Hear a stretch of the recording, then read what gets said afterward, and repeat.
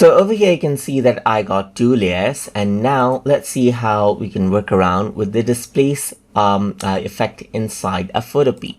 So to do that, I'm going to select a layer where I want to apply the displace filter to, and then I'm going to go to filter and then distort and then displace right here, just like this. So once I go ahead and do that, I can change around the horizontal displacement right here and the vertical displacement, as you can see right here.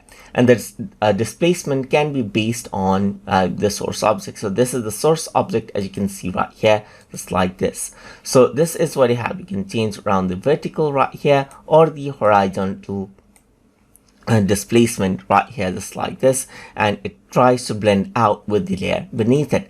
You can also go around and wrap around right here instead of repeating the edge right here, just like this. And this is it. This is how you can go around and displace out the edges right here and work around with the source image as well. So let me just go around and reset it and press OK right here, just like this. Apart from that, you can also go around over here onto this particular layer right here, and then let's say, for example, go to distort and displace right here, and just like this, you can see that you can take the bottom layer right here, just like this, the smart layer as a reference point, and then displace out this particular layer around over here as well, just like this. Press OK, and let me just go around onto opacity, and you can see that it is taking this particular reference right here. So you can see that it is taking this particular swan's feather reference to displace out this particular object over here on this particular layer. So that is how you can work around with the displace